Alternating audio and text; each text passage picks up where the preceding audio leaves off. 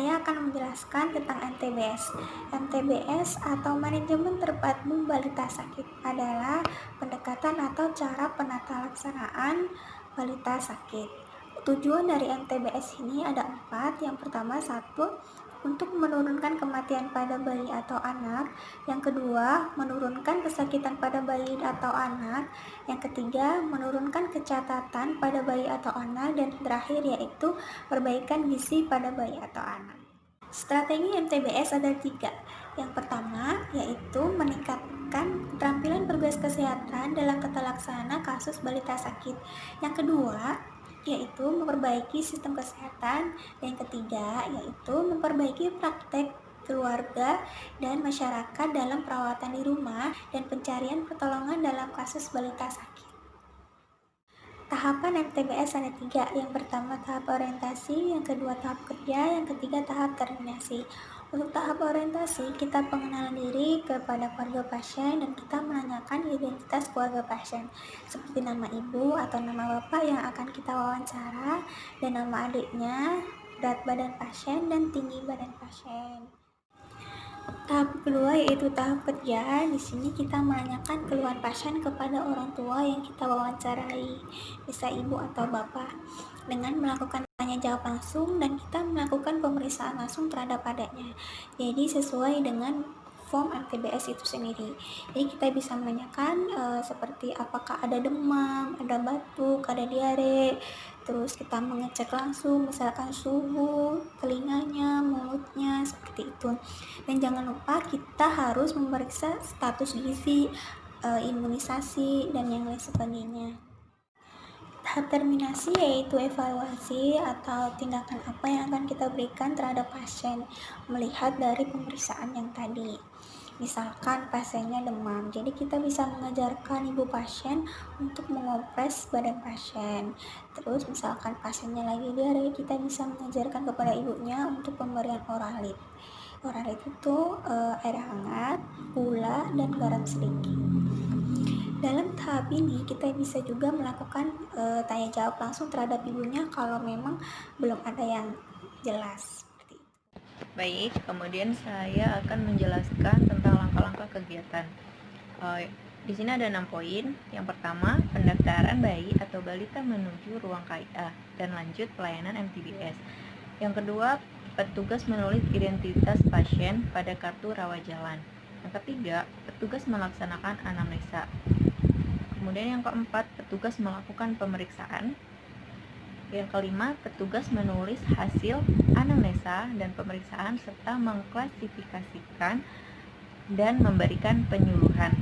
Nah, di sini yang terakhir, petugas memberikan pengobatan sesuai buku pedoman MTBS dan bila perlu dirujuk ke ruang pengobatan untuk berkonsultasi ke dokter. Assalamualaikum warahmatullahi wabarakatuh. Baik, di sini saya akan menjelaskan tentang protap pelayanan manajemen terpadu balita sakit.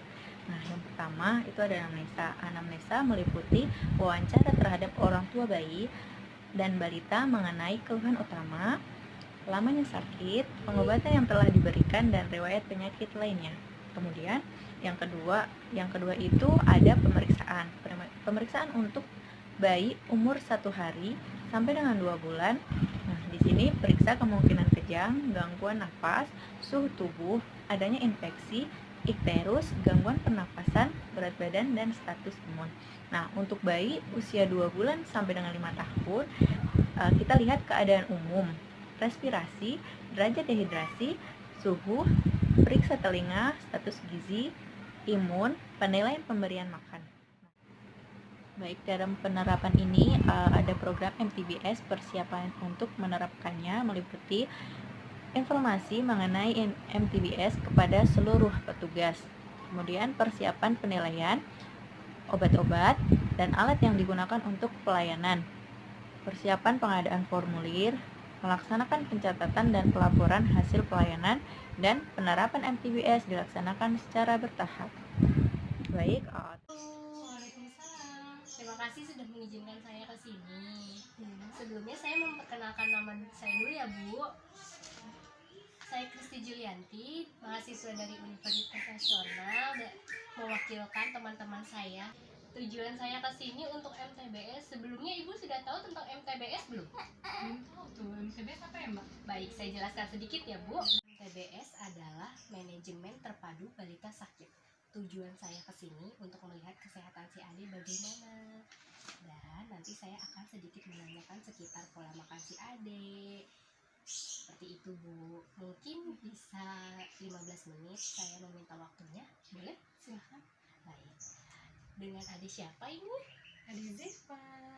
Namanya Ade Zefa. Iya. Ade Zefa berapa Bu? 5 bulan 3 minggu. Oh, baru 5 bulan 3 Iya. minggu ya. Untuk BB-nya berat badan Berat badannya 6,7 kilo. 7 ya. Iya. Untuk tinggi badannya Ade udah ukur belum ya Bu terakhir? Sudah terakhir sih 61. Oh, 61. Iya. Saya dengar Ade Zefa ini sakit demam ya Bu? Ya kebetulan sih lagi demam sih. Iya. Oh iya. Rada anget badannya. Selama demam Ade masih suka nyusu nggak Bu? Masih? Oh, masih. Iya. Ada kejang nggak Bu? Tidak ada. Oh tidak.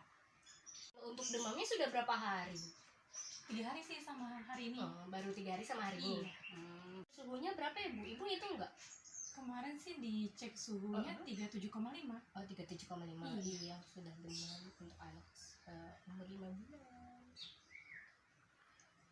Kalau untuk imunisasi sudah berapa kali Bu? Sudah 5 kali. 5 kali ya. Iya. Berarti setiap bulan ya? Iya, bulan rutin. Iya. Untuk napas sih suka gitu gak sih Bu? Ada dada agak sedikit naik atau tidak? Kalau misalkan apa sih enggak sih. Oh, tidak, Mbak. Iya. Berarti masih normal ya. Iya. Dari yang saya simpulkan bahwa si adik ini hanya menderita demam biasa saja, Bu. Tidak ada tanda-tanda penyakit lain. Saturasinya pun baik, tidak ada lambat ataupun cepat. Sebaiknya saya anjurkan untuk diberi paracetamol terlebih dahulu setiap 6 jam sekali sampai demamnya hilang. Apabila ibu memakai pinpet, hanya ukurannya hanya 2,5 mili. Dan jangan lupa untuk diberi vitamin A-nya ya Bu untuk si Ade. Baik Mbak. Baik. Saya sarankan kembali untuk diberikan ASI sesuai keinginan. Biasanya kalau si Ade lagi demam ini biasanya akan minta ASI terus sesering mungkin. Iya. Terus anak juga paling lambat sekitar 8 kali sehari, bisa pagi, siang, sore ataupun malam. Usahakan dikasih aja terus ya Bu ya. Dan jangan diberikan makanan lain selain ASI karena si adiknya belum apa sih, belum 6 bulan ya Dek. Bentar lagi baru 6 bulan. Iya, minggu depan. Nah, untuk apabila demamnya tidak turun sampai 5 hari ke depan, segera dibawa ya Bu ke puskesmas atau PRS agar ditindaklanjuti. Sudah cukup jelas saya menjelaskannya Bu? Sudah cukup. Baik. Terima kasih. Baik, kayaknya sudah cukup saya bertanya-tanya dan terima kasih sudah meluangkan waktunya. Terima kasih juga sudah mengizinkan saya untuk kemari. Saya mohon pamit. Maaf apabila ada salah kata. Semoga bermanfaat ya Bu dan si Ade semoga cepat sembuh. Iya, Wassalamualaikum